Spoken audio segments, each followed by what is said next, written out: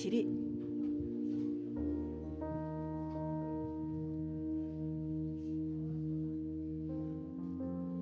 我们一起将我们的双手非常的敬虔，来渴慕圣灵的内住。我们将双手举起来，哈利路亚！我们一起来，圣灵，我邀请你。圣灵，我邀请你。圣灵，我渴慕你。圣灵，我渴慕你。圣灵，我欢迎你。圣灵，我欢迎你。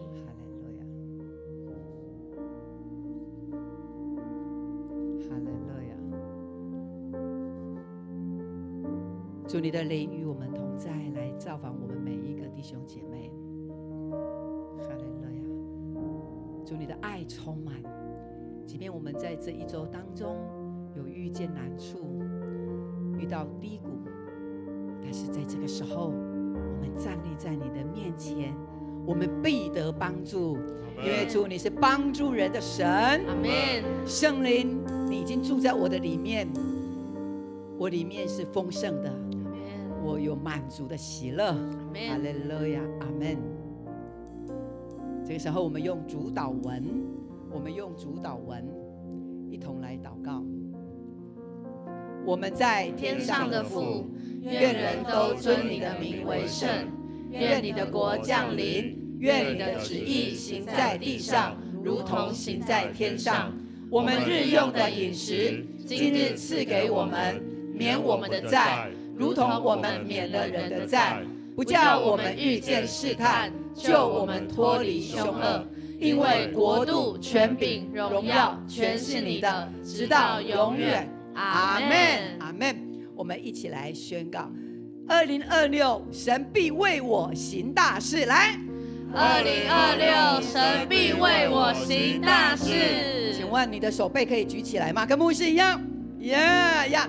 我们再来一次的宣告，请：2026，神必为我行大事。哈利路亚，哈利路亚！我们的上帝是我们的依靠，也是我们的帮助。他在我们的生命当中要行大事。在今天早晨，邀请大家，我们一起用我们的歌声舞蹈来赞美我们的神。哈利路亚！耶和华已经为我们行了大事，他铺上云彩当遮盖，夜间使火光照。耶和华已经为我们行了大事，他在干旱之处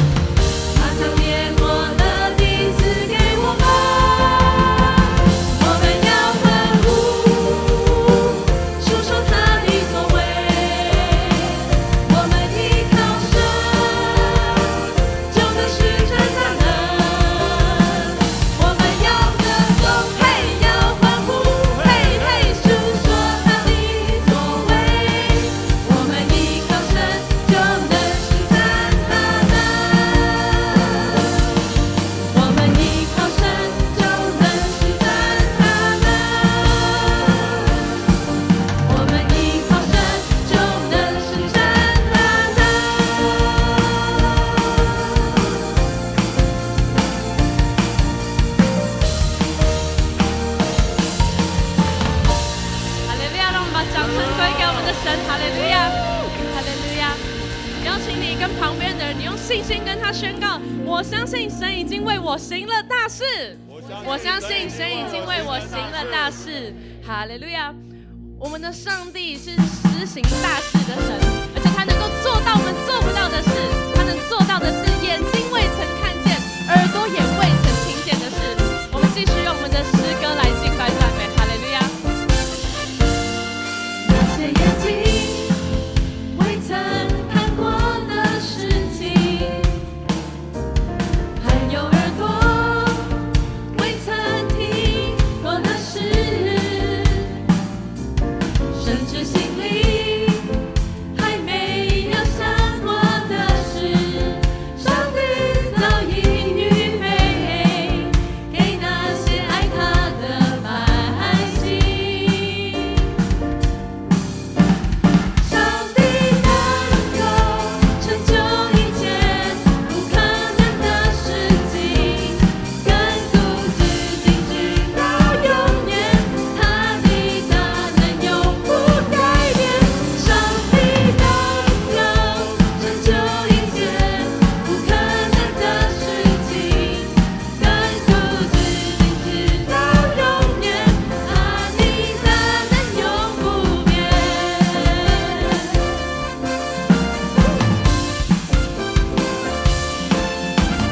哈利路亚！我们的神能做到超乎我们想象的事，哈利路亚！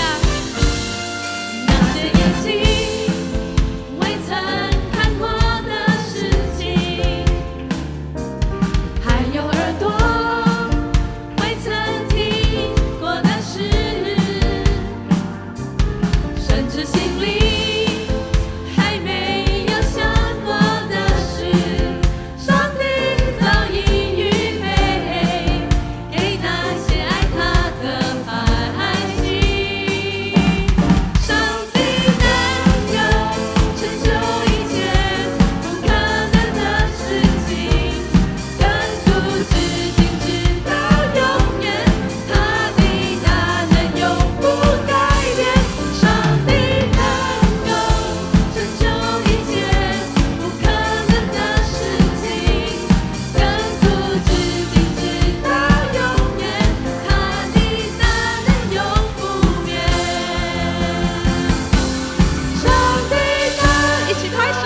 成就一切不可能的事情，亘古至今直到永远，他的大能永不改变。上帝能够成就一切不可能的事情，亘古至今直到永远，他的大能永不变。亘古至今直到永远，他的大能永不变。亘古至今直到永远，他的大能永不变。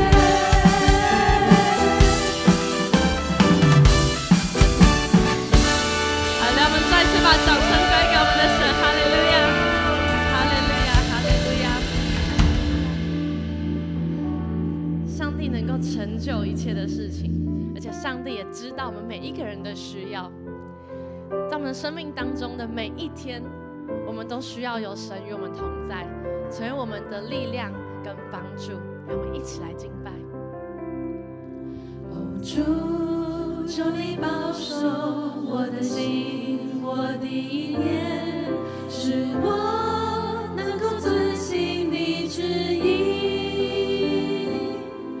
我愿将你话语深藏在我心，做路上的光，成为我脚前的灯。哦，主，求你坚固我信心，我的力量，使我可以勇敢向前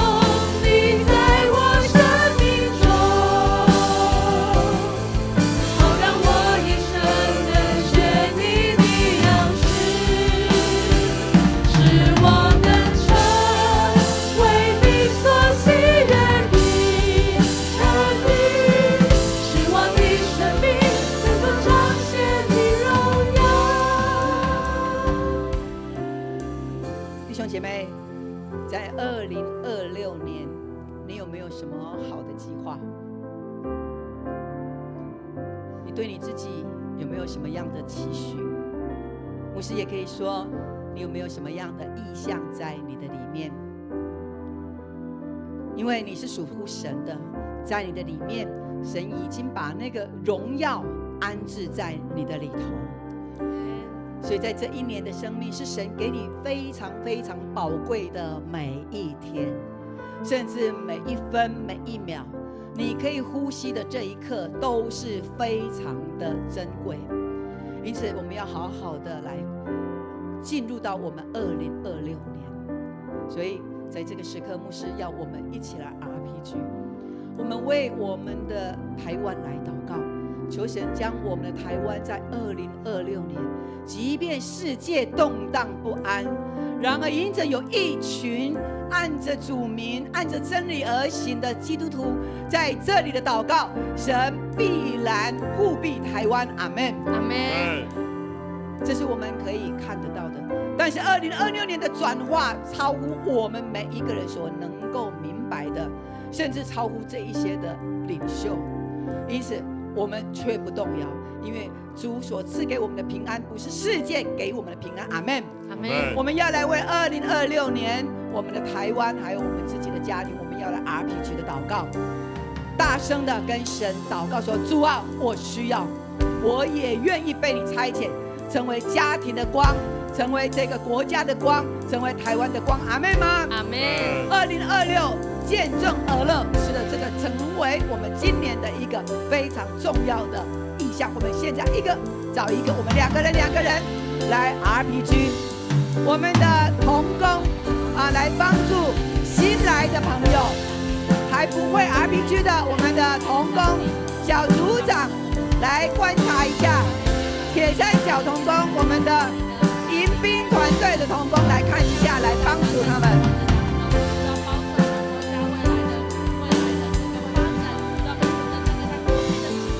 你的宣告是大有能力的，不要小看你的祷告。哈利路亚。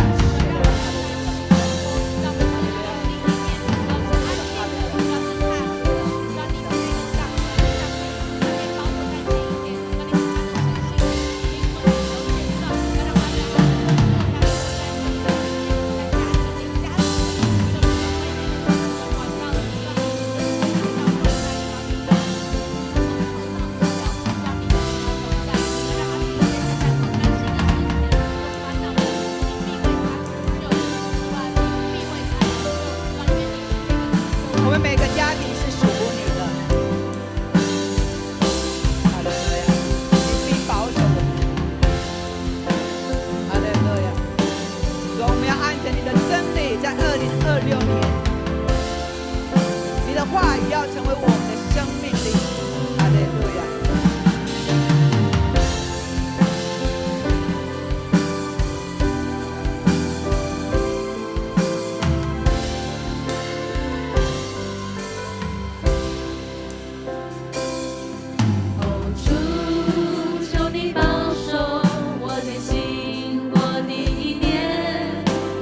我能够遵行你旨意。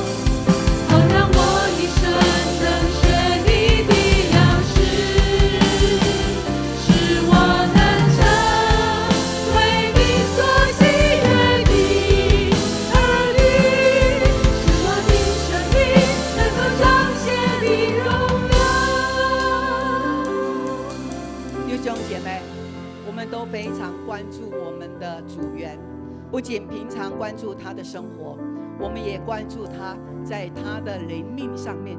所以你看一下你旁边的弟兄姐妹，是你的组员吗？有没有谁没有来的？组长，等一下牧师 Q 你，你的组员谁没有到的？我们要关注他们属灵的生命。刚刚这一首歌，他说我们会成为神喜悦的儿女，阿们吗？阿们。组长你在的话，你跟你的组员说，你会成为神喜悦的儿女。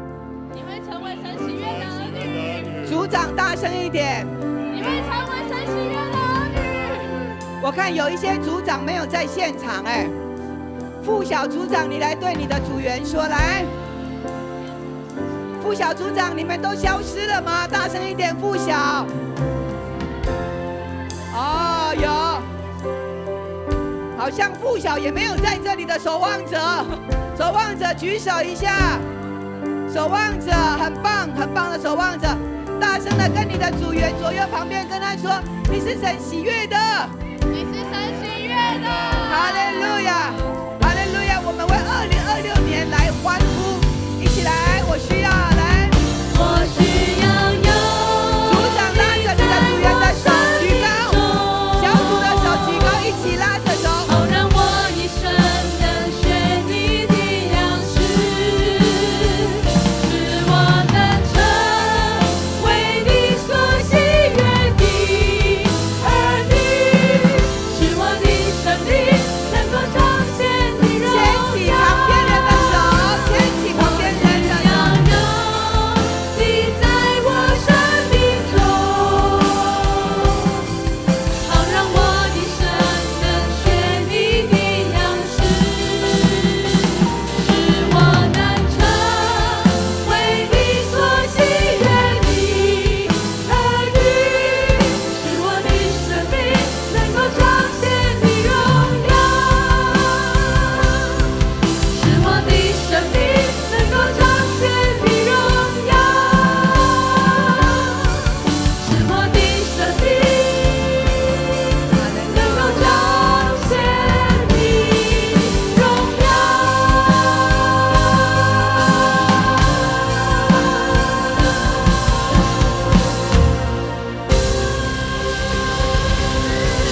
哈利路亚！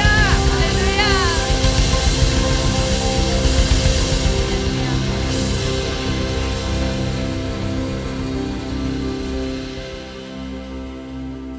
跟他说，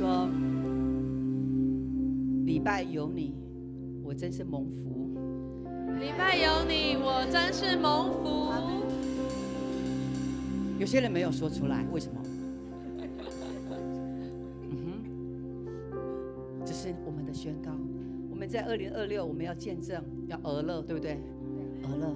所以你现在把它转化为行动，俄乐你旁边的人一下来，俄乐他。你开口俄乐就成就。充满喜乐。哈利路亚，哈利路亚。阿门。好，好，我来 Q 一个。建宏，你得到的俄乐是什么？大声说。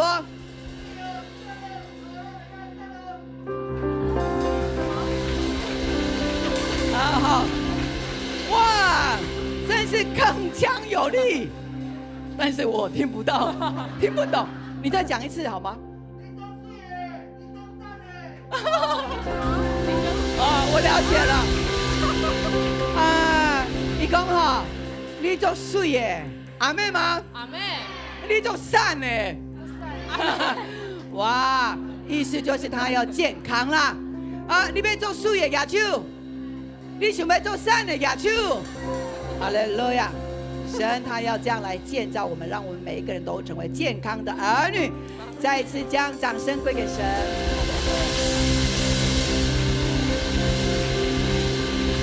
跟旁边的人尊荣的说，请坐。好。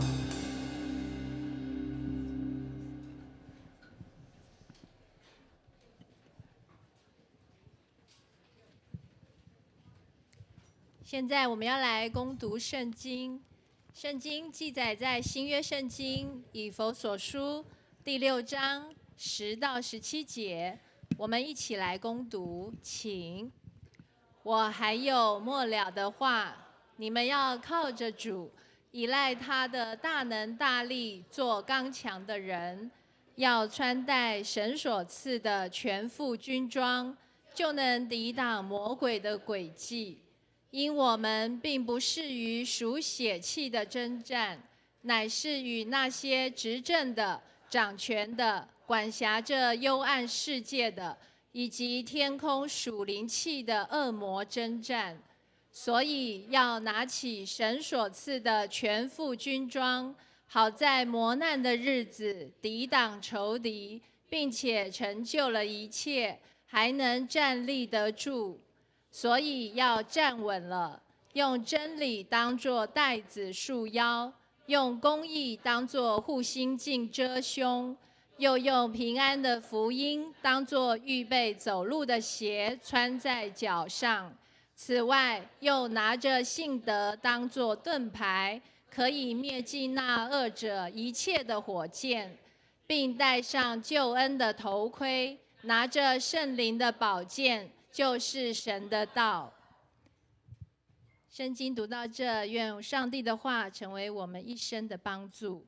现在我们要请周雅拿传道来证道，他证道的题目是征战得胜的关键。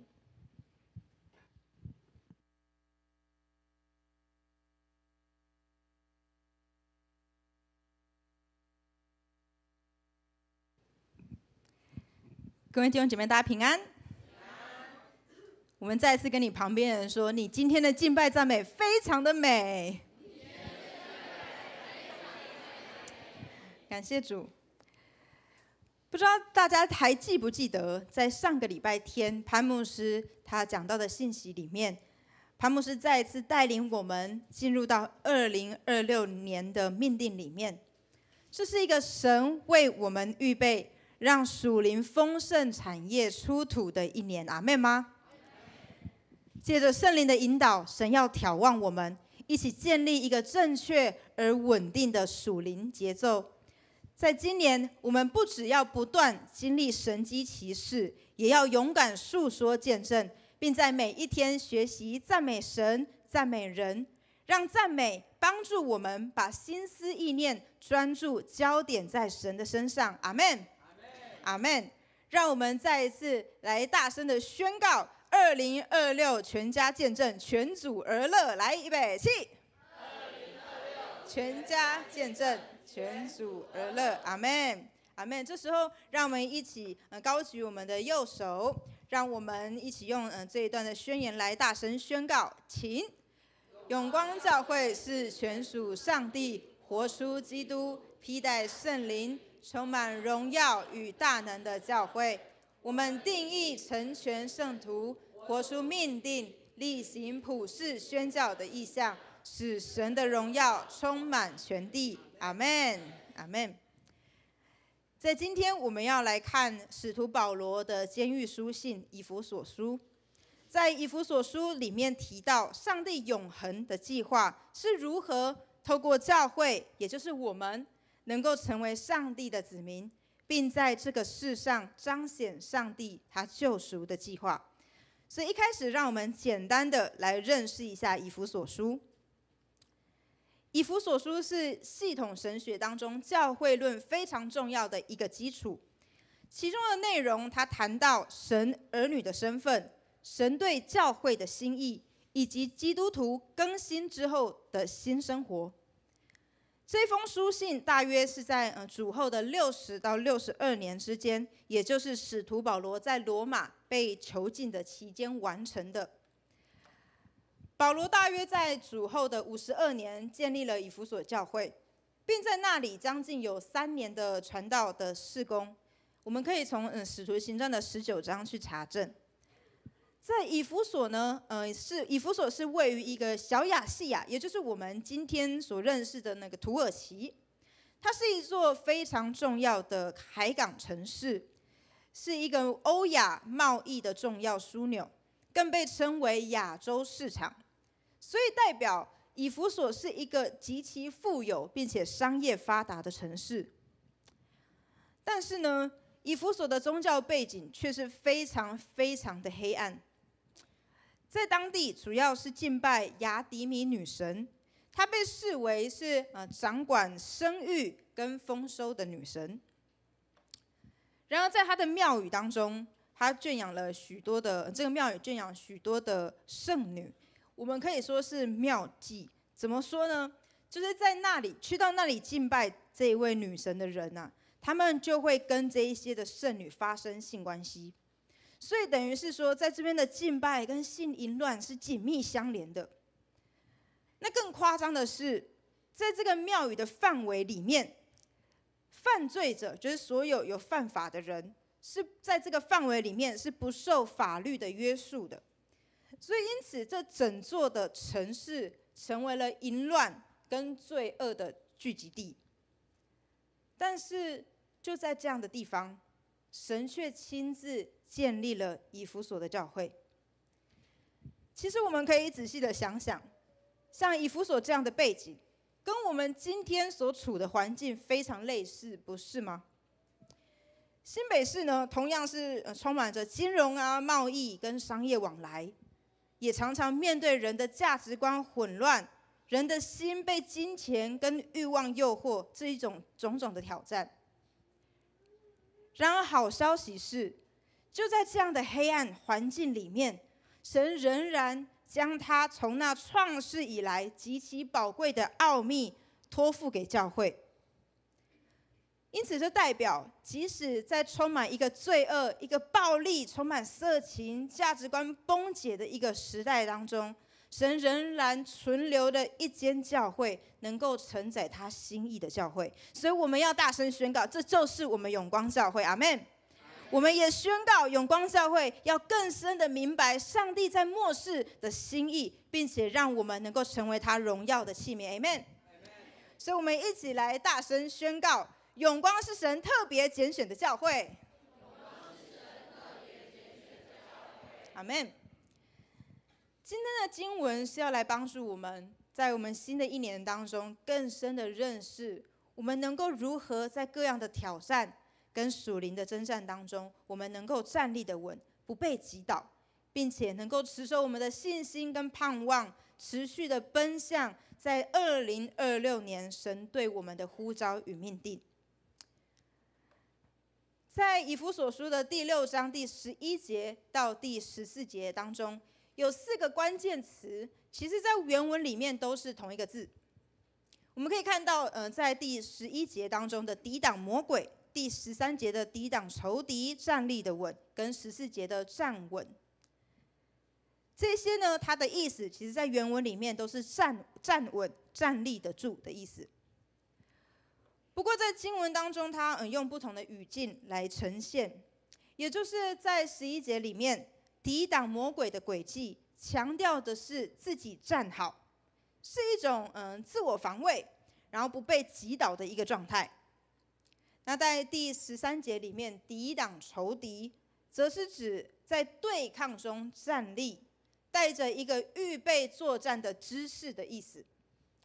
所以从这4个词里面，我们可以看到，当人们在面对征战的时候，要先学会站立的稳。好吧，我们跟旁边人说，先学会站好。我不知道大家有没有听过，一个游戏叫做相扑推手，有听过的人举手一下好不好？相扑推手，我们年轻人、青少年蛮多，我们也有看到后面有位姐妹是年轻人，感谢主。那这时候呢，我想要邀请我们青少年当中的心仪，你找一个伙伴一起来台上，来示范给大家看，好不好？来，我们心仪，你找一个伙伴，好，以恩，好，我们给他们一个掌声。好，我们请站在这边。好，那这个相扑推手呢，它的游戏的玩法，也就是2个人要站在定点的位置，然后呢，他们的手呢要呈现就是要推倒对方的样子，所以两个人来面对面。好，所以呢，他们这样，游戏规则是这样，就是你推别人，你要让别人倒，你要让别人移动他的脚步，这样那一个移动脚步的人就输了。但是如果你推别人的瞬间，你自己移动了，那你自己就输了。OK， 好，我们试看看，我们一起喊3、2、1就开始来，预备。3、2、1，加油！5，好紧张哦！加油加油！5，哇！5，哎呦哎呦哎呦！这样的默契是，加油加油加油！哦，好，我们给我们以恩掌声，给我们以恩战胜了。好，你们两个留着一下。你们觉得这个游戏会胜利的关键是什么？假动作，假动作很好。OK， 那心怡呢？重心要低。重心要低，是不是？好，我们再一次给他们一个掌声，谢谢。我们可以在家里面自己跟自己的家人试看看这个游戏。好，所以其实刚刚心怡有提到一个重点，就是在这个游戏里面，最主要会得胜的关键就是在于重心要稳。因为当你要攻击别人的时候，跟别人要攻击你的时候，你的脚步都要站稳。所以得胜的关键就是站得稳就赢了，阿们吗？其实在这个充满压力跟诱惑还有比较的这样的一个黑暗的世代里面，仇敌真正想要夺走的是我们每一个人的心。就算今天我们坐在教会里面，恶者仍然会想尽办法把我们的注意力抓走，让我们分心。有时候可能是一通简讯，手机突然来一通简讯，铃，然后我们就会想要看手机。然后一拿起手机，我们可能就不知道滑去哪里去，可能就开始滑 IG， 可能就开始滑脸书，又或者是旁边的人可能一句对你的问候，对你的关心，然后你们两个人就不小心聊了起来，聊得太开心，又不知道聊去哪里了。这些可能都让我们的注意力被拉走，而这正是仇敌的目的，就是夺走我们的焦点，削弱我们的力量，甚至把我们击倒。因此，我们一定要学会站稳。一个基督徒，首先就必须学会照顾好我们自己，做好准备。想要得胜，首先就要学会站好。基督徒一定要好好的照顾自己。你跟旁边人说，我们要好好照顾自己。好好照顾自己，就是在属灵的征战当中，先站立的稳，做好预备，才有能力能够去扶持并且拯救那些软弱的人。但是我们自己也不能懒惰，在这场的征战当中，我们不能在那边耍废，成为猪队友，而是我们要持续的装备我们自己，预备好去胜过仇敌的攻击，成为团队当中彼此的依靠，一起得胜的神队友。阿们吗？在以弗所书的6章13节，他说到，所以要拿起神所赐的全副军装，好在磨难的日子抵挡仇敌，并且成就了一切，还能站立得住。神清楚地告诉我们，在磨难的日子里，我们要站立得稳。但面对这个充满黑暗跟试探的世界里面，我们的生命是不是常常起伏不定，起起落落呢？可能我们只站稳了几天，也许3天，可是3天之后，我们就又跌倒了，又软弱了。这不就是感觉上就是我们都还没有真正的上战场，然后我们就开始举白旗在那边投降吗？然而在这个经文里面，上帝的心意始终非常非常的清楚，就是要我们站立的稳。因此我们需要先照顾好我们自己的生命，装备好自己，才能够预备去面对未来各样的挑战。在帖撒罗尼迦前书的3章8节，他说：你们若靠主站立的稳，我们就活了。所以征战的首要条件就是站立的稳。所以只要我们愿意站好，我们就活了。不要被那些仇敌的欺骗，也不要被这些仇敌吓到。无论仇敌用什么样的方式试探我们、攻击我们，只要我们站立的稳，我们就活了，也就得胜了。阿们。我们一起跟旁边的人说：站稳了，我们就活了。其实就像小孩子在学走路以前，一定要先学会站好嘛。那父母亲也不会在小孩子连站都站不稳的时候，然后就要他去学骑脚踏车吧。因此，我们只要站好了，我们就活了。但是相反的，有些原因会让我们在面对仇敌的时候一倒不起。其中最常见的，这就是罪疚感。仇敌常常利用这个罪疚感来控告我们，把负面的想法塞进我们的心里面，让我们开始自我的否定、自我的控诉，有时候甚至开始觉得我自己很糟、很笨、很没有用，甚至开始被这些的谎言不断的缠绕着。而久而久之，我们的服事也开始被影响，觉得自己不配侍奉神，甚至怀疑自己活着到底是不是还有价值。但是我们要记得一件事情，就是耶稣不正就是为了我们这一些的罪人来到这个世界上吗？每当仇敌的攻击来临的时候，我们不要忘记，我们可以紧紧的去抓住那双带着钉痕的手，也就是耶稣基督的双手。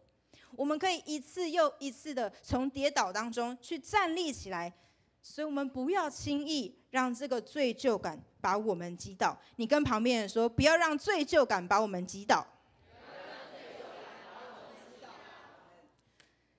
在启示录的12章第10节说，那在我们神面前昼夜控告我们的弟兄的，这个昼夜所指的就是没日没夜的持续不断的在控告我们，所以这就是恶者他所做的，就是昼夜的在控告我们。但是你们知道罗马书第8章第1节他说，如果那些在基督耶稣里的就不定罪了。重点就是这个就不定罪了，在基督耶稣里的就不定罪了。意思就是不管仇敌如何的控告我们，但是我们早已经得胜了，因为耶稣早已为我们在十字架上完全的得胜了。阿们吗？我们也因着耶稣在十字架上为我们完全得胜，我们成为了新造的人，因为旧事已过，一切都变成新的了。阿们。所以我们从经文当中，我们能够知道征战得胜的第一个关键就是学会站好，学会站立的稳。再来第二个就是根基要立在磐石上。我们说根基立在磐石上。在路加福音6章47到48节，他说：凡到我这里来，听见我的话就去行的，我要告诉你们，他像什么人？他像一个人盖房子，深深地挖地，把根基安在磐石上。到发大水的时候，水冲那房子，房子总不能摇动，因为根基立在磐石上。阿们吗？在这段经文里面，并不是说有些人发大水的时候，或者是如果发大水的时候，而是到发大水的时候，表示我们每一个人的生命当中都一定有发大水的时候。但关键不在于发大水，而是在于我们的根基会不会轻易的摇动。因此在属灵征战里面，能不能站立的稳，关键就在于我们的根基够不够稳。所以有一些的基督徒，他们也许不读圣经，不祷告，生命一遇到大水，自然就会东倒西歪。就像去年04、03的地震一样，如果建筑物的地基不够稳，房子一定会倒嘛。所以真正的关键从来不是会不会摇，而是我们的根基够不够稳。世界卫生组织的一个研究说，忧郁被称为这21世纪的健康杀手。根据他们的研究里面，其实到了就是到去年，造成人类失能的前10大疾病当中，第1名就是忧郁症。这个排名甚至超过了心血管疾病跟艾滋病。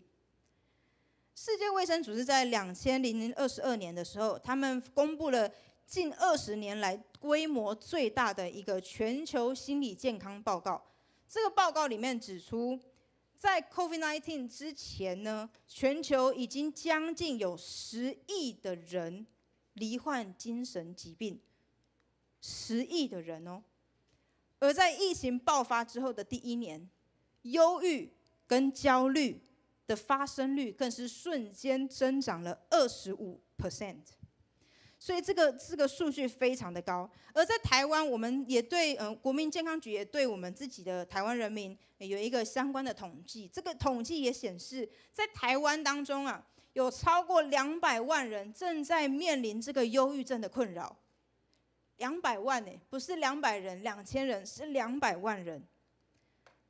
而忧郁症往往会让人失去工作的动力，或是读书的力量，也会开始削弱人去建立人际关系的能力，使人开始否定自我的价值，甚至找不到活下去的意义跟力量。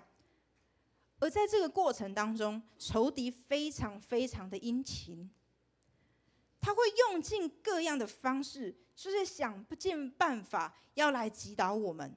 不是轰轰烈烈的那一种击倒，而是无声无息、慢慢的渗透，就像我们喝水一样，是无色无味的。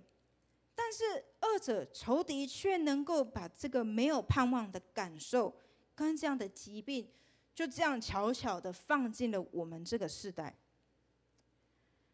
美国心理学会也指出，许多心理问题的产生啊，往往是源自于错误跟负面，甚至是一个扭曲的思考意念。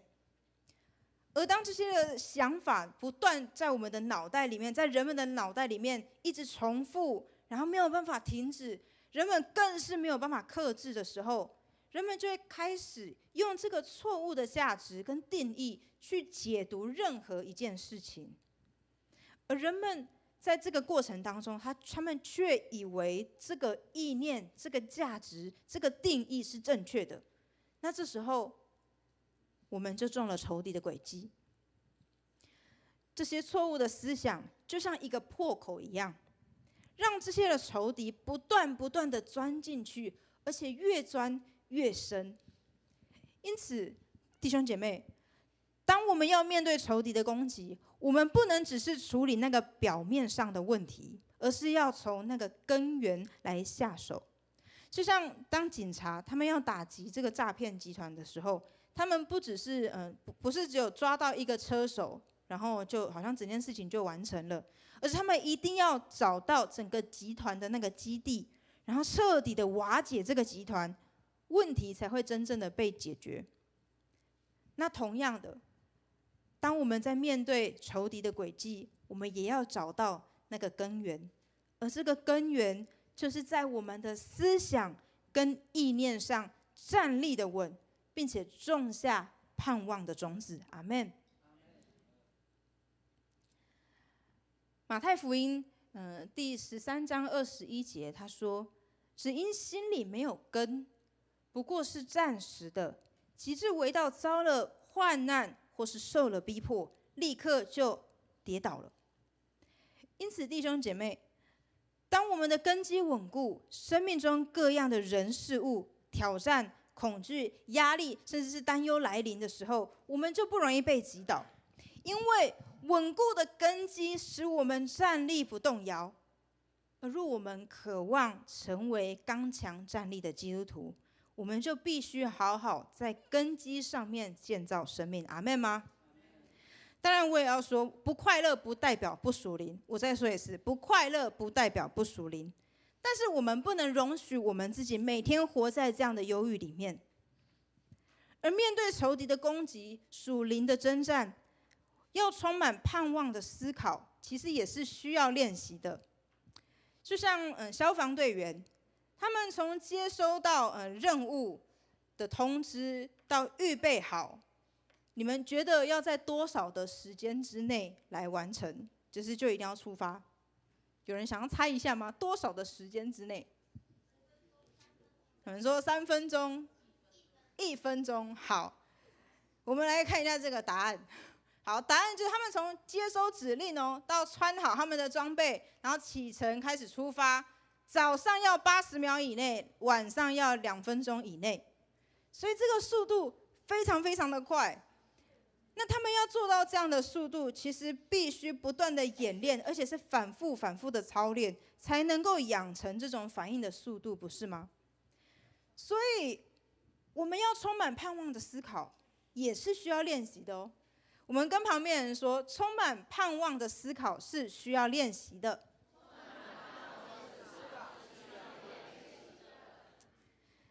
因此，在新的一年当中，我想要鼓励弟兄姐妹，我们也一起操练我们的意念，一起跟上教会推动的读经导读，还有我们的手抄经文跟 RPG 的祷告行动，让我们一起用实际的行动，跟着教会的意向向前迈进，让我们的根基站立的稳，操练我们心中充满盼望的思考。同时，当然我们也邀请还没有参加在我们永光培育学校的兄姐，我们可以一起来参与这个培育学校，透过有系统的装备课程，帮助我们根基加倍的稳固，使我们的生命不轻易被动摇，也不轻易被打倒。阿们吗？跟旁边的人说，我们一起接受装备，稳住根基。阿们。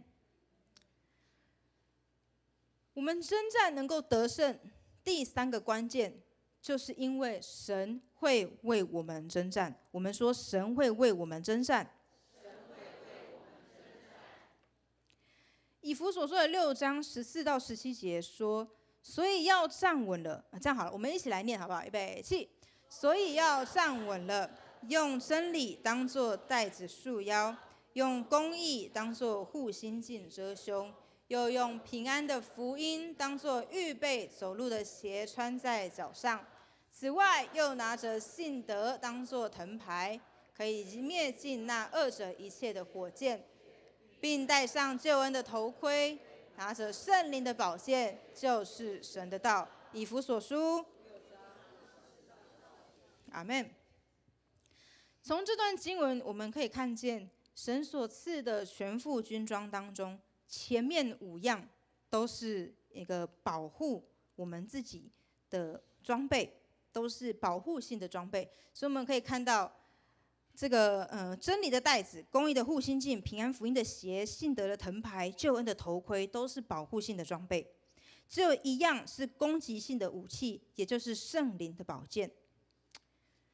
所以这让我们明白了一件事情，就是只要我们站立的稳，穿戴的整齐，而征战真正的主角是我们的耶和华上帝，他会亲自为我们征战。所以我再说一次，征战真正的主角是耶和华上帝。阿们。你知道，如果神就我在预备讲章的过程当中，我自己就在思考，如果上帝要我们打仗打得非常非常的辛苦，他一开始就不会是说所以要站稳了，而可能是说，我们一起脑袋有个画面，他可能会是说，我用真理当作火箭炮给你，公义当作手榴弹给你，平安的福音当作地雷，信德当作核弹。有没有听起来好像很厉害？但是神为什么没有这样做？他反而是给我们保护性的装备。其实他的意思很清楚，我们的首要任务并不是拼命的去攻击对方，而是先把我们自己保护好、照顾好，因为我们有一位为我们征战的主。 Amen。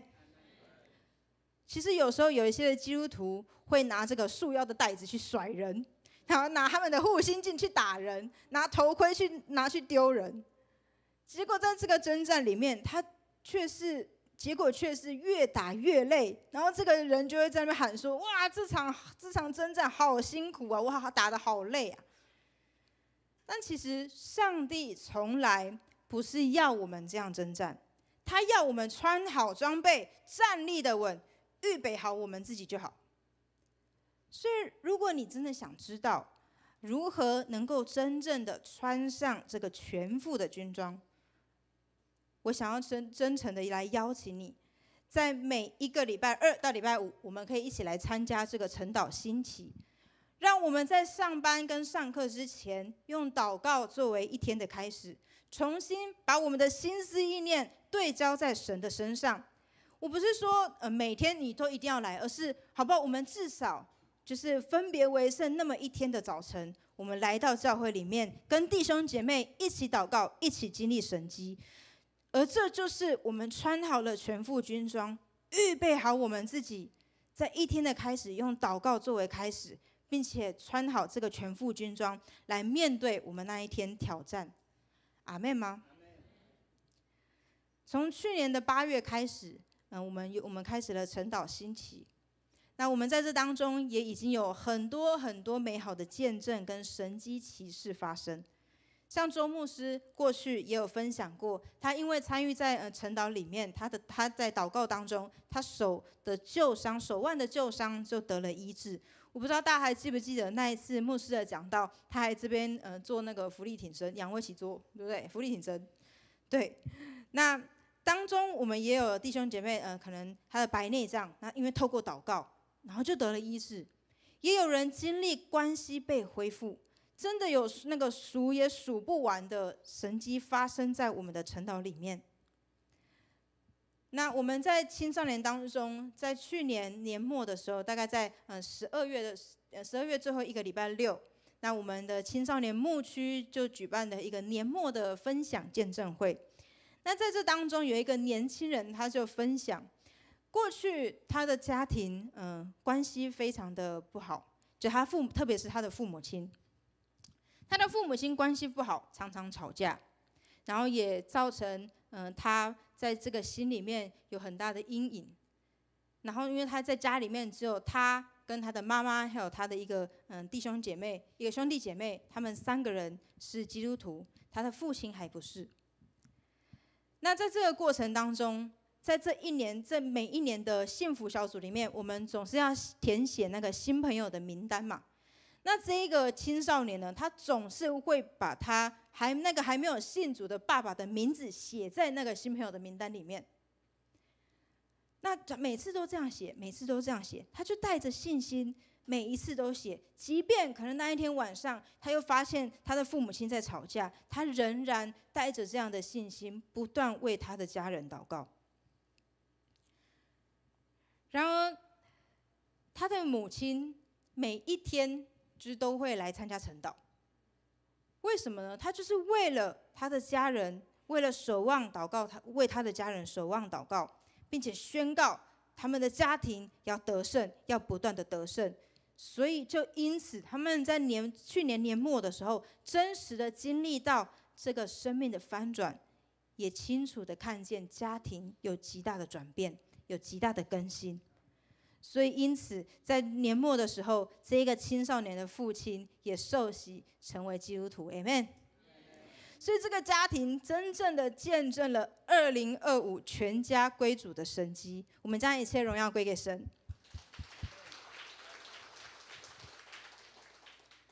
其实我相信，对每一天要上班的这位母亲来说，天天要参加在这个晨祷里面，绝对是不容易的一件事情。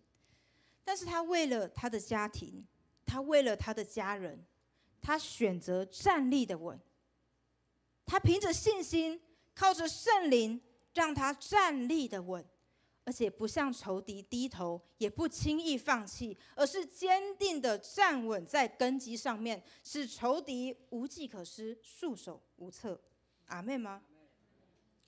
在今天的最后，我想要邀请大家，我们一起来念这一段有一点点长的经文，但是这一段经文真的能够成为我们的宣告。我们一起来念诗篇118篇，来，预备起。我在急难中求告耶和华，他就应允我，把我安置在宽阔之地。有耶和华帮助我，我必不惧怕。人能把我怎样呢？你推我，要叫我跌倒。但耶和华帮助了我，耶和华是我的力量，是我的诗歌，他也成了我的拯救。在义人的帐篷里有欢呼拯救的声音，耶和华的右手施展大能，耶和华的右手高举，耶和华的右手施展大能。我必不致死，人要存活，并要传扬耶和华的作为。阿们吗？阿们。弟兄姐妹，今天我们从以弗所书的第6章学到3个得胜的关键。第一，就是我们要先学会站立的稳，不管外面的压力，又是诱惑，或是比较攻击，我们都不要轻易被打倒。第二，就是我们的根基要立在磐石上，透过读经，透过祷告，有系统的操练，让我们生命有稳固的根基跟基础，面对任何的风浪，我们就不会动摇。第三，就是神会为我们征战，他已经赐给我们全副的军装来保护我们，来扶持我们，让我们可以放心的站立，并且倚靠圣灵胜过仇敌。 Amen。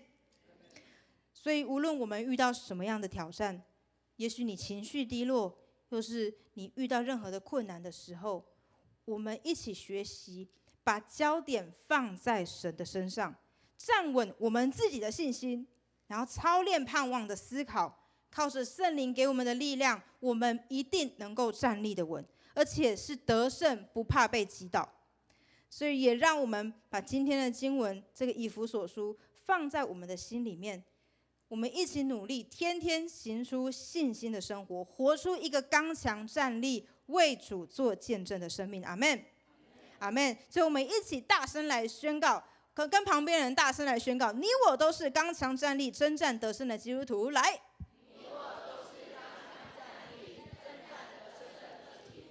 阿们。所以我们一起来读这一段的经文。好，我们一起来，请。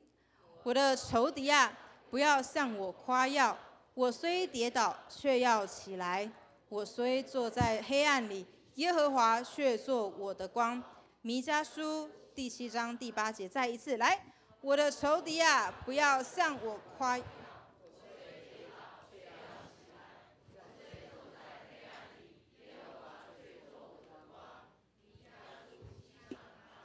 好不好？我们再一次带着我们的信心，我们高举我们的右手，我们再一次来宣告这一句经文，好不好？我们大声把这个当作是我们的宣告，因为我们靠耶和华，我们就得胜。好，来哦，可以吗？好，没关系，来，我念一句。好，我念一句，你们念一句。我的仇敌啊，不要向我夸耀。不要向我夸耀，却要起来。我虽坐在黑暗里，耶和华做我的光。阿们吗？阿们，阿们。我们一起从座位上站立起来，我们要一起用这一首诗歌来信心的宣告：在神里面，我们凡事都能；在神里面，我们必定要得胜有余。阿们吗？阿们。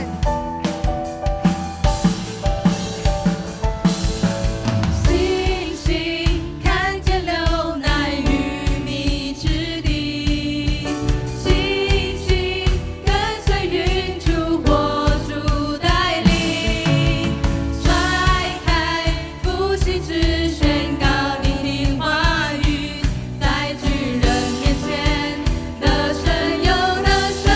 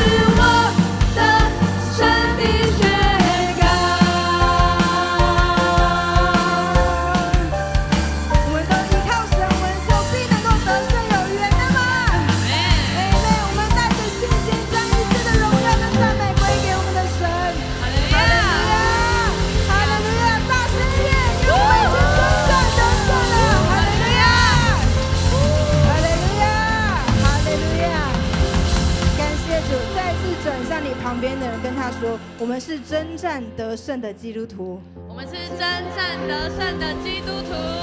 弟兄姐妹，大家请坐。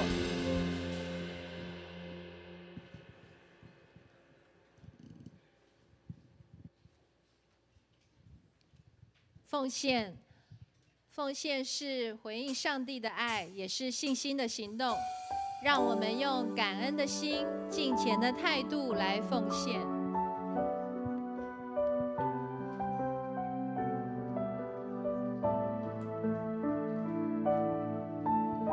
开始奉献。今日到主施恩座前，谦卑领受生命活泉，神灵触摸同心的灵，报答主恩诚心所愿，甘心乐意全心全意，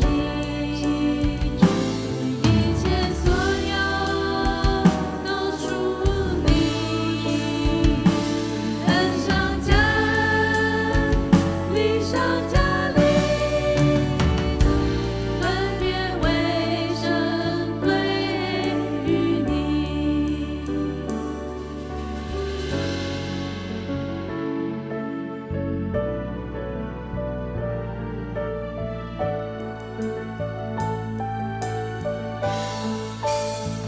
今日到主会众请起立。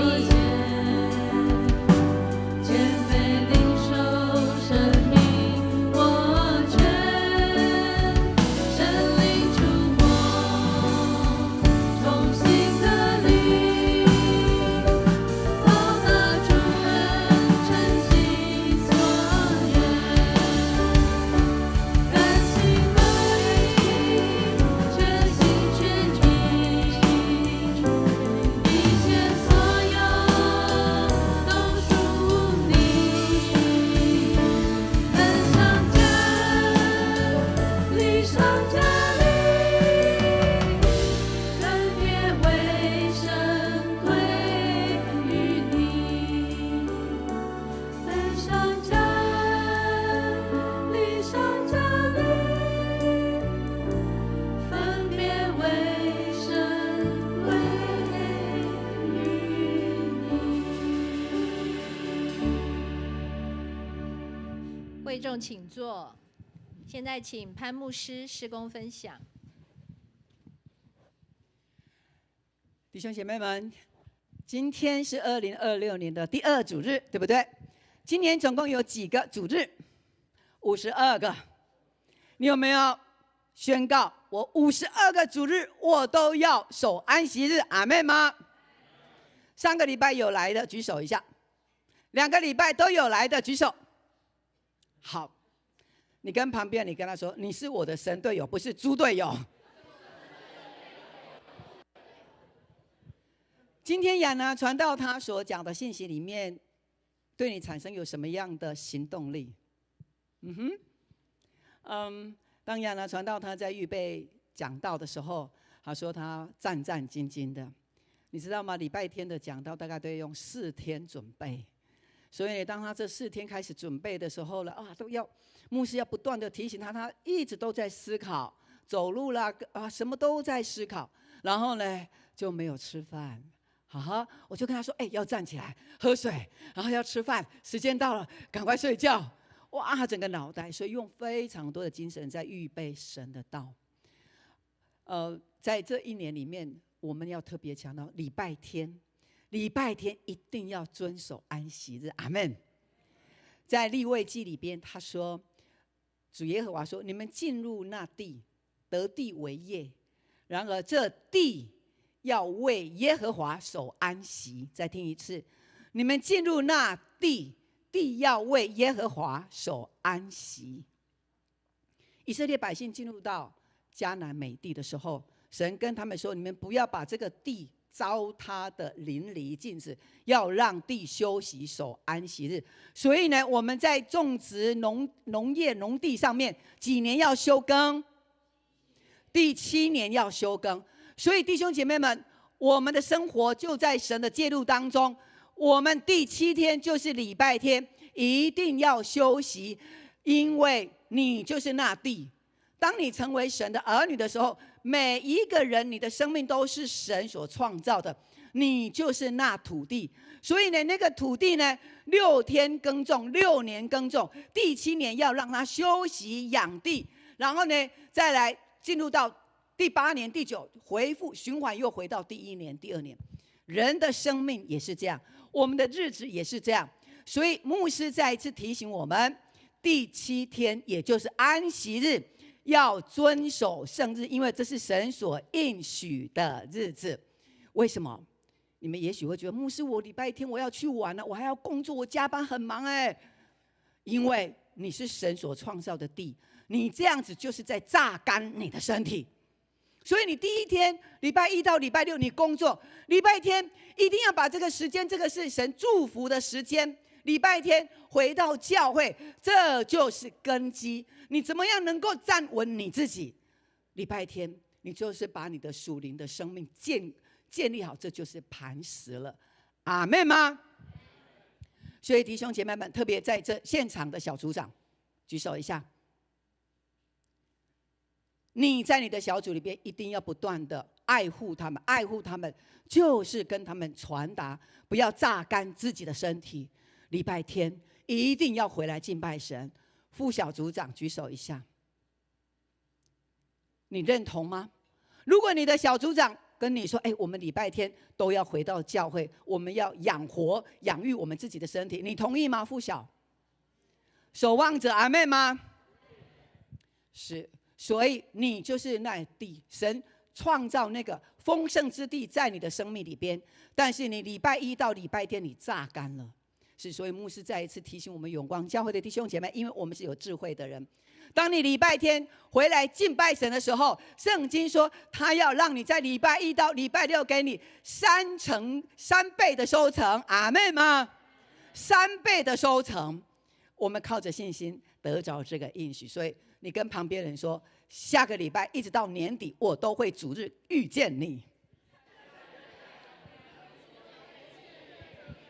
这是为我们的家庭祝福的宣告，为我们的小组的祝福的宣告。所以铁三角，我们的铁三角的同工回去，你一定要自己做榜样哦，因为你需要被神养育，被神培育哦。OK， 感谢主。好，那现在呢，我们来看一下我们的消息。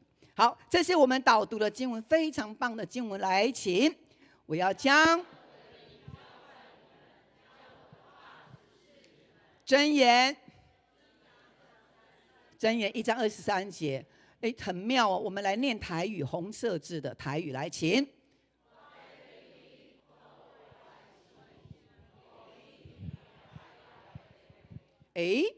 台语跟华语有没有一样？不太一样所以原来神要把他的灵浇灌我们，乃是神他说他要向你吐露他的心意。哇，这是一种情人，然后非常亲密的爱，向你吐露他的心意，就是把灵浇灌在你的里面。所以我们要不要让神吐露他的心意在我们当中？那就是圣灵浇灌我们。感谢主，每一天导读，每一天抄写经文啊！你去年没有抄写经文，没有导读，没有抄写经文的举手，去年没有的。OK， 今年你赚到了，开始写导读，然后开始 RPG 要导读哦。OK， 一鸣有听到了哈。好，年底我要收你的52周的导读经文了哈，弟兄姐妹，其他的都是一样，因为这个不是一个约束，而是一个宽阔，让我们更多来到神的里面。好，接下来好，2周都没有看到我们主任牧师，他不在哈。好，上个礼拜他去永和教会，这个礼拜他去中和教会，下个礼拜他会回到永光教会。有人跟牧师说，我都没有看到周牧师都被别的教会抢走了哈。我跟他说，下个礼拜你不能再出去了。好，所以我们也常常为牧师的服事来祷告哈。那我们昨天晚上呢，去青少年牧区呢，他们有一个考生祷告会。牧师就想，哎呀，我真是出生的太早了。我如果慢一点出生的话，现在都有可以青少年牧区这样为我们考试的时候祷告。以前没有以前在教会里面没有，而现在有，这是神量给我们青少年的一个很大的福分。所以他们昨天呢有39位，然后有5位的考生所以这是非常。所以你如果有儿女，要记得让他的根基，让你的孩子的根基建立在基督的身上。以后呢，他会有很多考试所以你一定要让这个根基呢连接到教会。他以后呢什么样的考试呢，他一定站立得稳。阿们。好，接下来我们2月1号有一个很棒的礼物要送给我们，就是还没有受洗的，你这一天预备来领受这个礼物。2月1号是受洗的恩典的日子。那牧师呢也可以邀请，就是如果你是在别的教会，过去你已经受洗了，那你现在呢可能因为搬家或什么样的原因，你来到永光教会，那你非常认同永光教会，也愿意跟永光教会一起朝向传福音，神为我们末世所预备的一个祝福，你愿意在永光教会委身参加小组，参加主日礼拜，我们也很愿意成全你，然后培养你。所以呢，你可以把会籍转到永光教会，委身在永光教会。好，接下来是在1月的第4个礼拜，今天是第2个礼拜，第4个礼拜就是我们今年的第1次街头布道。好，我们要去得人了所以呢我们现在那个全副军装都穿好了，对不对？那我们准备1月第4个礼拜1月25号只有1场的礼拜，每一个人都回到教会，我们准备要去传福音，让这个土地能够得福分。好，接下来我们永光教会有一个学校我们教会附属的这个学校呢，是在培育我们的灵性，还有培育我们一个更新的一个生命，与神更多的一个紧密的认识，并且充满了智慧。所以呢我们有生命更新营，如果你还没有上过的请你来报名，在这个生命更新营这个就是我们的根基。好，这个就是我们的根基。所以呢永光人还有呢新的弟兄姐妹还没有报名的，把握这个早鸟价来报名。好，接着那今天呢有礼拜部服事人员，不论你是旧的或今年兴起的，都要来参加训练。还有财务部也要训练我们在教会里面的财务呢都是透明的，所以呢我们负责在财务出纳的同工区长，我们每一个因为你要忠于事工，并且呢向神是坦诚的，所以我们也接受这些训练，知道整个教会的财务账目是怎么样进，怎么样出，怎么样登录，这个都是要对神交账。所以呢我们要清清楚楚诚诚实实的来做这个财务，因此我们要受训练。好，所以请同工来出席。好，接着那我们2025的导读经文要装订成册，那1月18号之前收到1月18号好，若不然我们干事办公室堆了很大叠好，没有空间了，所以我们1月18号之前就要清场了好，再来儿童跟青少年的奖励金1月18号之前开始来申请。好，接着桃园迦南教会他们青少年的礼拜特别邀请我们周亚伦传道在接下来的礼拜6去为他们讲道的分享。好， We Are One 青年的特会，我们看这个来报名。接着好，那我们的空调好，来多少钱我们念一下来。奇怪，马上缩水了，上一场是2000多万好，那马上缩水原来这才是正确的数字感谢主，2385485，牧师相信在这些的金额里面，你都参与在里面呀，神也必纪念你，也会叫你有3倍的收成。阿们。好，接着那在后天呢台北中会要开议会所以牧师传道还有我们的2位代议长老都要出席参加。整个台北中会昨天呢牧师呢到了基隆有一间教会又重新开设，所以呢牧师跟国宾长老去代表中会去服侍，所以我们台北中会现在又增加1间教会，总共有99间教会。所以在中会呢，就是这99间的牧师长老都要参加，所以人数会非常的多，因此呢，这个都是关乎我们中会的很多的教会的一个牧养关怀，所以也为牧师还有传道，我们在开会里面都能够顺利，大家来带导。好，接着我们的幸福乐龄营呢，明天的聚会要调整，在参与我们玉蕊姐的卫诗的献唱，卫诗哈。所以明天的乐龄营的弟兄姐妹，可能如果要参加的话，直接到二滨我们要为一个姐妹的告别礼拜哈，来献卫诗。好，接下来是豆豆牧区，他们在1月31号要去碧潭半日游哈，所以我们也为豆豆牧区弟兄姐妹他们的活动祷告。好，另外呢，我们儿童牧区呢，在新的年度有一个新的活动，就是轮船到我家，亚伦传道到我家，所以呢，亚伦传道呢，会带着老师，然后会到儿童的家里面，会跟亲子有一个联谊关怀，为他们祝福的祷告，然后顺便呢送上礼物哈给他们，所以这是一个很棒的一个关怀牧养的一个机会传道要到每一个家庭去哈，然后为这个家庭带上祝福，为这个孩子做宣告得智慧的祝福哈，所以。我们现在都在开始在安排到哪一个家，一个家轮流哈。好，接着，好，那我们亲子礼拜的家长园地哈，他们呢接下来在1月18号就下个礼拜他们有一家一菜这些的家长，他们要把家里面他做的拿手好菜要带到教会，然后大家彼此分享联谊哈。我们的家长园地的园长是嘉玲哈，那他带着这些的家长。陪伴他们怎么样经历过这个养育儿童的这个阶段，所以他们有这个活动。牧师呢也宣传一下，如果你还没有加入家长园地，欢迎你来加入，你会得着许许多多的帮助。好，感谢主，我们的青少年呢，他们非常的关注，看到这些社会上的青少年在这个考试的压力当中。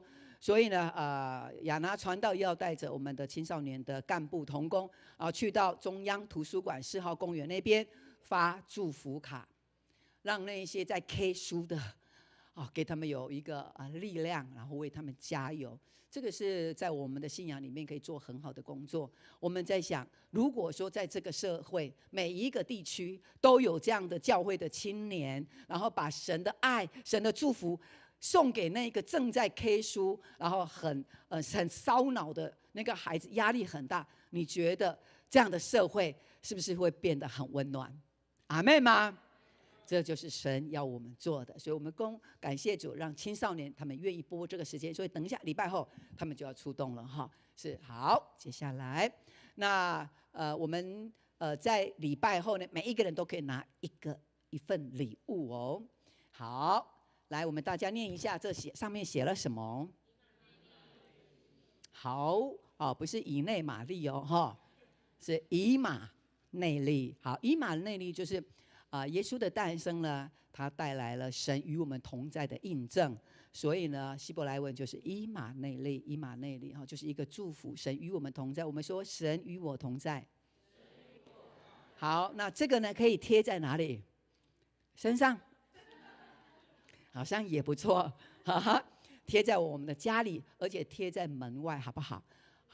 让大家看到你是基督徒，好，贴在冰箱也可以。我们应该在过年的时候还会再送一张教会的小春联哈。好，那感谢主，这个是小玉跟正品呢，他们免费要赠送给我们，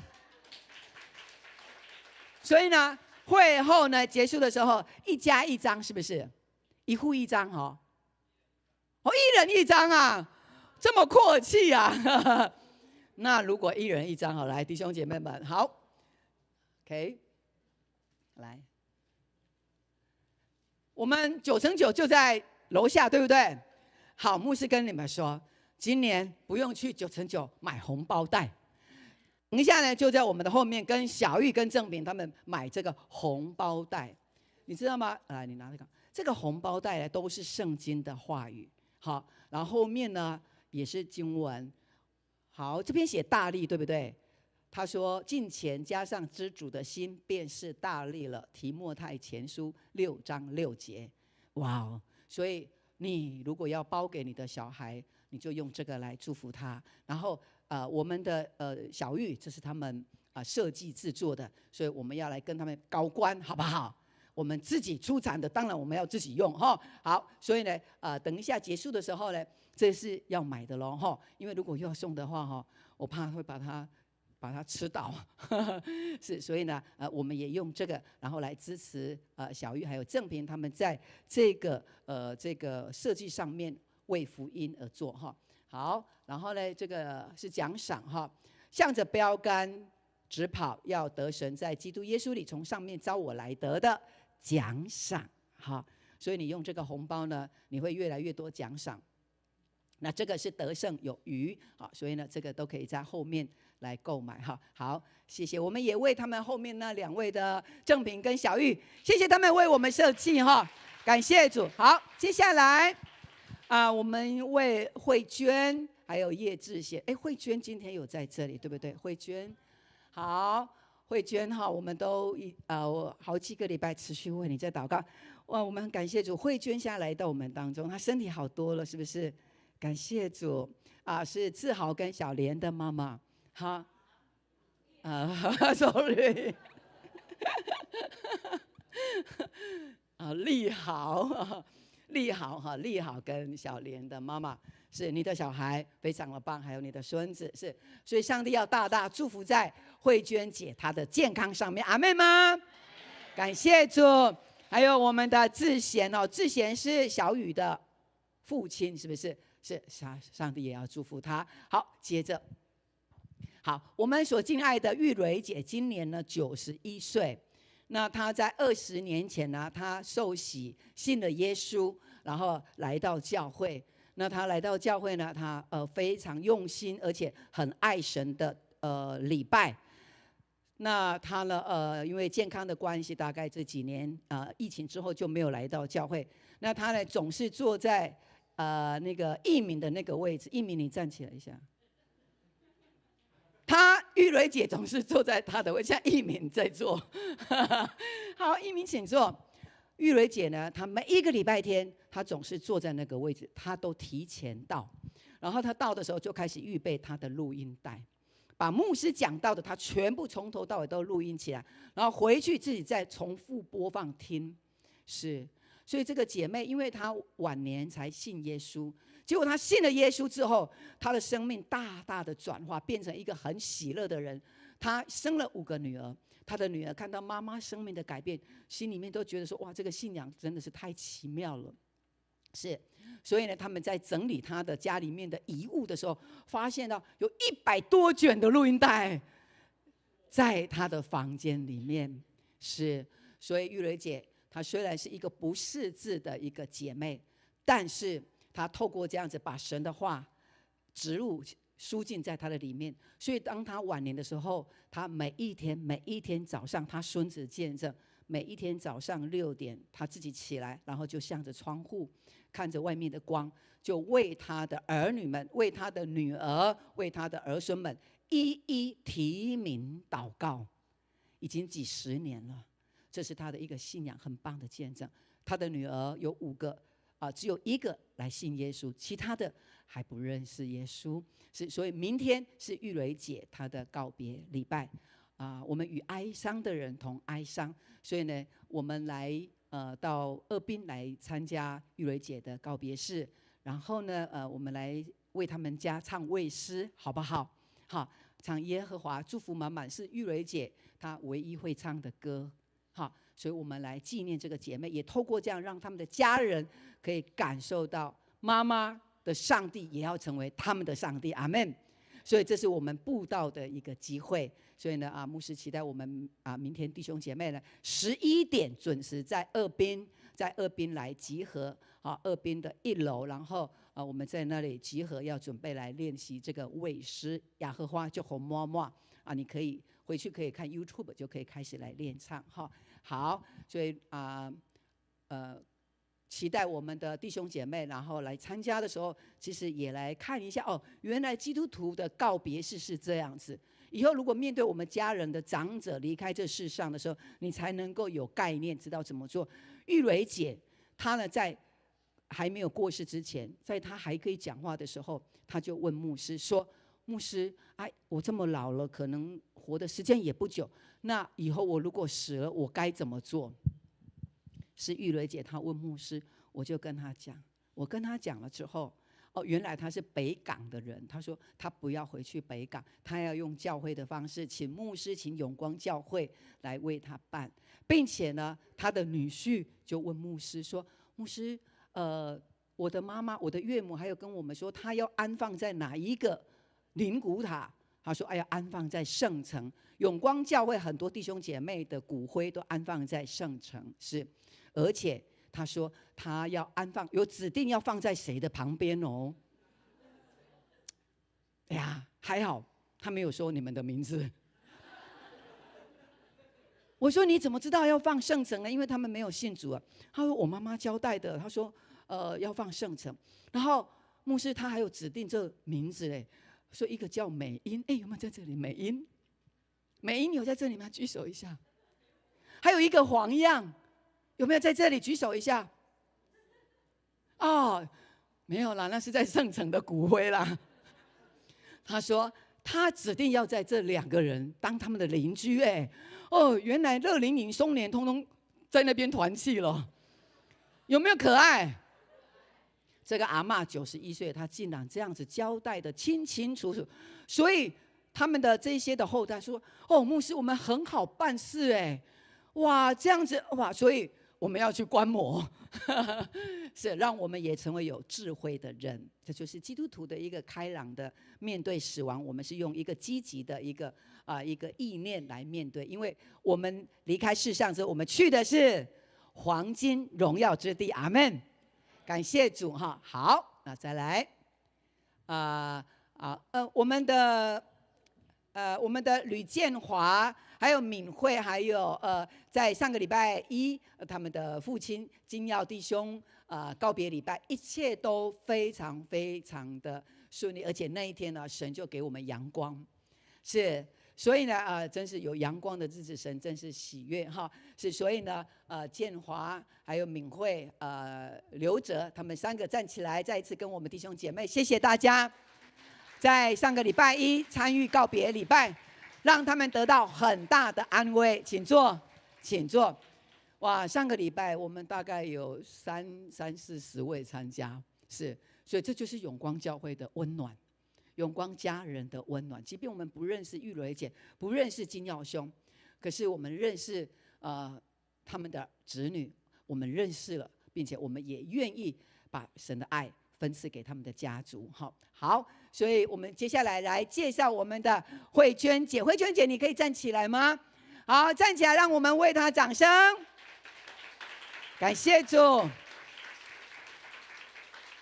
你相信你2026年会越来越健康吗？阿们，阿们。你礼拜天都来到这里吸收那个根部的养分哦。好，感谢主，我们祝福我们的慧娟，请坐。好，再来我们的锦雀是美芳所介绍的，锦雀在哪里？芳美，好，锦雀在哪里？好，锦雀，芳美介绍的哈，是你来过吗？怎么我觉得你好像熟悉的 ？OK， 感谢主，上帝也要引领你，是让你能够每一天每一个礼拜都有神的恩典与你同在。我们再掌声欢迎我们的锦雀。好。成语所介绍的主语，是弟兄吗？来，主语，好，主语，原来我差一点认错了，你们2个都站起来一下。你是成语对不对？丽娜小组的成语，然后这是好，哥哥，你们差多少时间？3分钟。向后转给大家看一下，成语跟主语。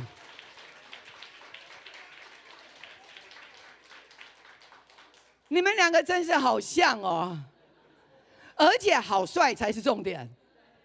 感谢主，主语每个礼拜都来，好，是你的小组长牧养你的弟弟，他已经把你牧养得更好。感谢主，这是神祝福的家庭，而且成宇呢，在教会里边，他的生命有极大的价值观的一个转化更新，非常的喜乐哈，有很棒的见证。然后现在又带领哥哥主语来到这当中，哇，这个名字很特别，你们两个名字，这个早就预定好，你们是神的儿女，感谢主哈。好，再来，福汉还有爱婷，福汉爱婷。哦，是婉玉，婉玉是我们的婉玉吗？婉玉哈，好，婉玉来，你介绍的福汉跟爱婷，哇，你的同事，哦，是中文，你听得懂 ？OK， 那你是所以你还要再回去印尼，好，那永光教会就成为你台湾属灵的家 ，OK？ 爱婷在哪里？爱婷，好，爱婷爱婷挥挥手，挥挥手，哇！感谢主哈，让他们来从印尼回到台湾，然后呢，婉玉的同事婉玉就把他带到永光教会来，因为这里充满了爱跟温暖哈。婉玉呢是我们的老永光人，因为他搬到桃园去了哈，是婉玉，桃园来到这边也不远。好，2026年每一天每一个主日都要看到你哦，也欢迎我们的福汉跟爱婷哦。好，我们对于这些新的朋友一次的欢迎。好，请我们的迎宾同工来接待他们，来送给他们礼物。好，弟兄姐妹，你再看一下你的旁边的人，你跟他说，与你敬拜充满了福气。好，我们一同起立，我们用这首诗歌彼此来祝福。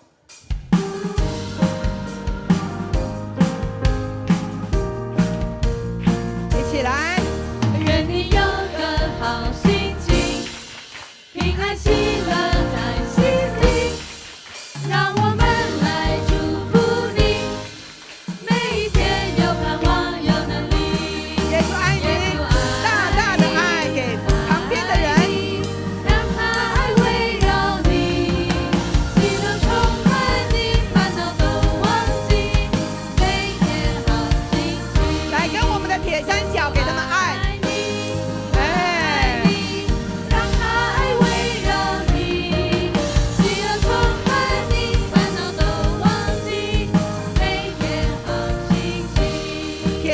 举手，铁三角，好，铁三角来，大大的爱，你们给组员哦，好，来，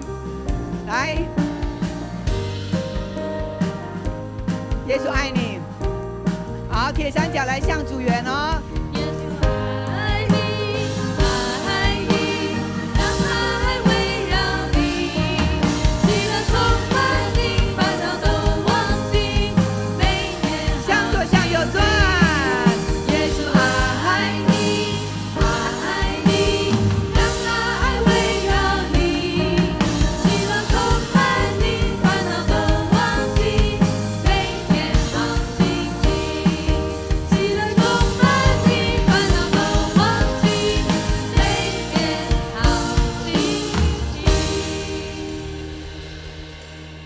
站立，牧师来祝福。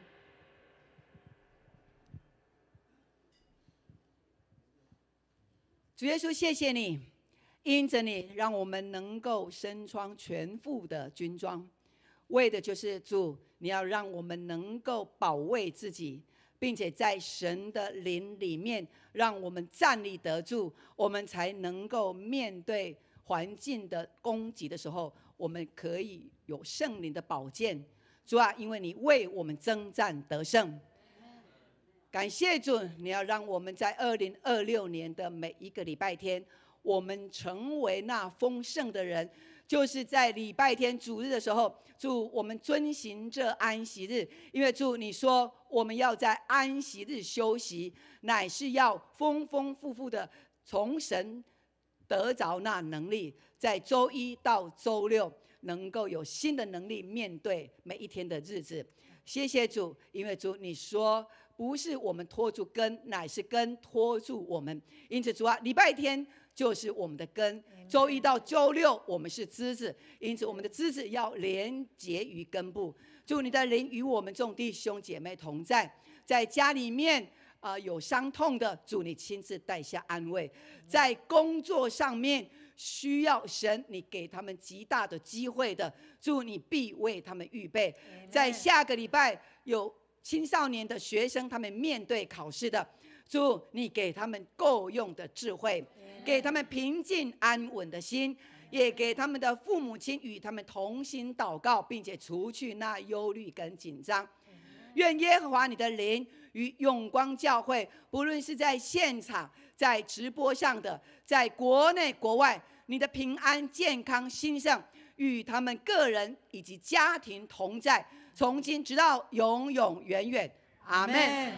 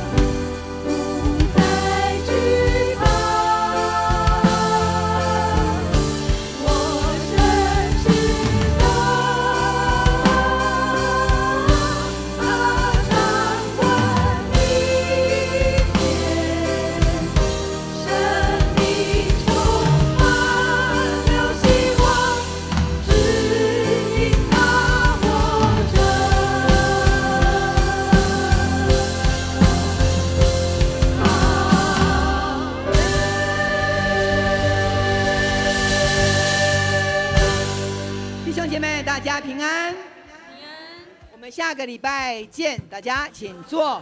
我们到后面来领我们的小春联，也一起来购买。